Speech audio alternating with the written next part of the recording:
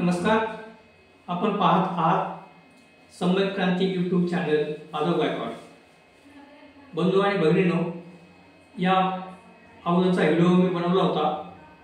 माननीय प्रमोद नवलकर साहेब यांच्या संदर्भामध्ये मी मागील व्हिडिओ बनवला होता आणि आजचा व्हिडिओ देखील मी दिवंगत शिवसेना नेते प्रमोद नवलकर साहेब यांच्या संदर्भातच आजचा व्हिडिओ देखील मी बनवलेला आहे. आपणाला मागच्या व्हिडिओमध्ये सांगितलं होतं की प्रमोद नवलकर हे शिवसेना प्रमुख बाळासाहेब ठाकरे साहेबांचे अत्यंत विश्वासू सहकारी आणि ते एक पत्रकार, लेखक आणि नगरसेवक. एकदा ते अपेर हाऊस मुंबई या ठिकाणी आमदार म्हणून निवडून देखील आले होते. त्याच्यानंतरच्या काळामध्ये ते सातत्याने पदवीधर मतदारसंघातून ते विधान परिषदेतून निवडून यायचे. तर असे प्रमोद नवलकर साहेब यांच्या संदर्भातच मी आपणास त्यांचा एक किस्सा आपणास सांगण्यासाठी आजचा हा व्हिडिओ मी पुन्हा एकदा बनवलेला आहे. बंधू आणि भगिनींनो, प्रमोद नवलकर हे खरं म्हणजे पत्रकार होते, एक लेखक होते आणि त्यांनी नवशक्ती या वर्तमानपत्रामध्ये सातत्याने लिखाण केलं. 52 वर्ष त्यांचं एक सदर यायचं आणि त्या लिखाणाच्या संदर्भामध्ये गिनीज बुक ऑफ वर्ल्डमध्ये त्यांची नोंद झाली होती. 52 वर्ष एका वर्तमानपत्रामध्ये लिहिणं ही फार मोठी गोष्ट आहे, म्हणून त्यांचं गिनीज बुक ऑफ रेकॉर्डमध्ये त्याची नोंद झाली होती. असे प्रमोद नवलकर हे शिवसेनेचे एक डेअरिंगबाज आणि अभ्यासपूर्ण आणि असे जे नेते होते त्यांचा एक किस्सा आपल्याला मी सांगत आहे. खरं म्हणजे 1995च्या जे मंत्रिमंडळ भाजप शिवसेनेचं सत्ता आली होती, त्या सत्तेमध्ये प्रमोद नवलकर एक सांस्कृतिक कार्यमंत्री देखील त्यांनी आपला त्या ठिकाणी सांस्कृतिक कार्यमंत्री म्हणून देखील त्यांनी महाराष्ट्रामध्ये काम केलेलं आहे. परंतु आजचा मी जो किस्सा आपल्याला सांगणार आहे तो 1990च्या दरम्यानचा किस्सा आहे आणि त्यावेळेला महाराष्ट्राचे मुख्यमंत्री होते माननीय शरदचंद्र पवार साहेब. आणि त्या काळामध्ये मुंबई शहरामध्ये आणि पुणे शहर किंवा महाराष्ट्रातल्या इतर भागामध्ये मोठ्या प्रमाणात गँग तयार झाल्या होत्या, गँगस्टर तयार झाले होते आणि गँगस्टरांची एक मोठी दहशत निर्माण झाली होती. आणि त्या दहशतीच्या संदर्भामध्ये शिवसेना नेते प्रमोद नवलकर यांनी शरद पवार साहेबांच्या बरोबर अनेकदा चर्चा करून हे गँगवार नष्ट झालं पाहिजे, हे गँगस्टार नष्ट झाले, यांचा बिमोड करा, अशा पद्धतीने ते सतत मागणी पवार साहेबांकडे करायचे.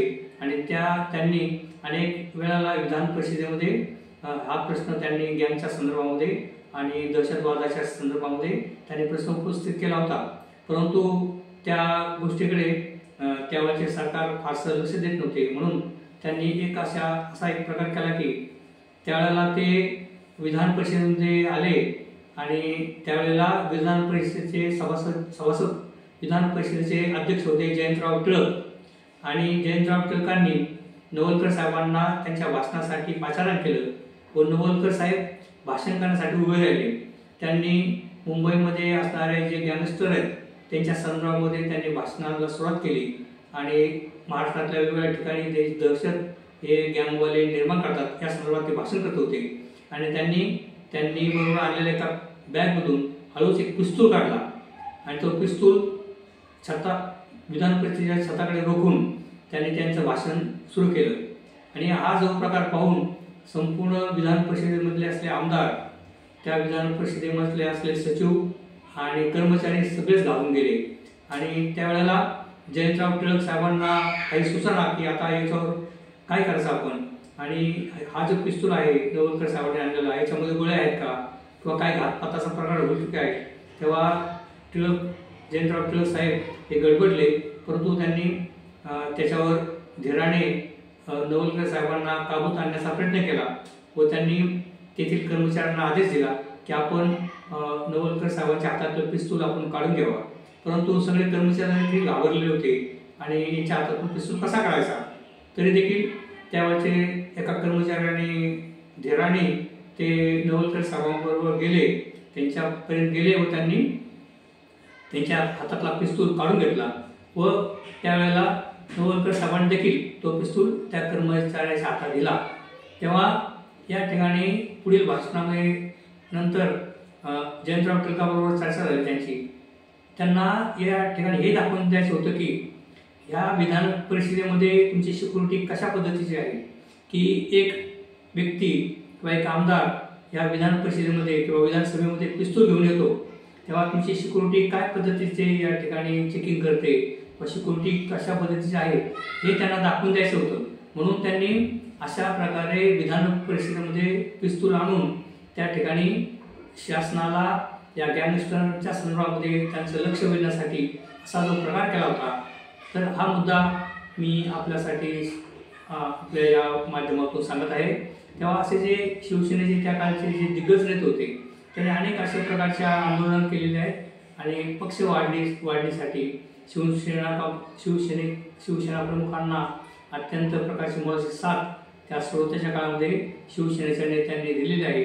त्याच्यामध्येच हे प्रमोद नवलकर हे देखील एक होते आणि ते नुसते आमदार तर होतेच, परंतु ते एक लेखक होते, ते साहित्यिक होते, ते पत्रकार होते आणि त्यांनी ज्या भटक्याच्या भ्रमंती आहेत त्या संदर्भामध्ये त्यांनी पुस्तक लिहिले भ्रमणगाथामधून आणि त्यांची अनेक अशी पुस्तकं देखील प्रकाशित झालेली आहेत। तेव्हा अशा आजच्या सरकारने देखील असे जे जुने नेते आहेत ते कुठल्याही पक्षाचे असू द्या, कुठल्या संघटनेचे असू द्या, पण त्यांचे चांगले गुण आजच्या सरकारमध्ये असणाऱ्या मंत्र्यांनी देखील घेणं गरजेचं आहे। तेव्हा महाराष्ट्रामध्ये जे दहशतीचं वातावरण आहे, महाराष्ट्रामध्ये जे अन्याय अत्याचार होत आहेत त्या संदर्भामध्ये मायबाप सरकारने जास्तीत जास्त लक्ष देऊन ही दहशतवाद मोडून काढला पाहिजे आणि जे गँगस्टर निर्माण झालेले आहेत ठिकठिकाणी ज्या या घटना घडत आहेत त्या घटना घडू नयेत यासाठी पोलिसांना शासनाने म्हणजे गृहमंत्र्यांनी मुख्यमंत्री साहेबांनी जास्तीत जास्त पोलिसांच्या पाठीमागे खंबीरपणे उभे राहून आपण पोलिसांना धीराने आपल्याला त्यांना पाठिंबा देऊन पोलीस सक्षम आहेत, पोलीस या गँगस्टरचा बिमोड करू शकतात, परंतु त्याच्यावर कुठला दबाव येता कामा नये। म्हणून यापुढील काळात देखील शासनाला सर्व सामान्य जनतेची विनंती आहे की महाराष्ट्र शासनाने मुख्यमंत्री साहेबांनी या दहशतवादाकडे आणि जे ठिकठिकाणी जे अन्याय अत्याचार चालू आहे त्यांचा बिमोड करण्यासाठी आपण जास्तीत जास्त लक्ष द्यावं व आपण महाराष्ट्रातल्या जनतेला सुखाचे समाधानाचे दिवस कसे येतील यासाठी आपण प्रयत्न करावे अशी सामान्य जनतेची इच्छा आहे। तेव्हा अशा पद्धतीने मी छोटे छोटे व्हिडिओ घेऊन आपल्या समोर येत आहे। तरी हा व्हिडिओ कसा आपल्याला आवडला असेल तर आपण आपल्या मित्रमंडळींना हा व्हिडिओ शेअर करा। त्याचप्रमाणे सम्यक क्रांती यूट्यूब चॅनल माझा गायकवाड या चॅनलला आपण लाईक करा, सबस्क्राईब करा। तरी धन्यवाद।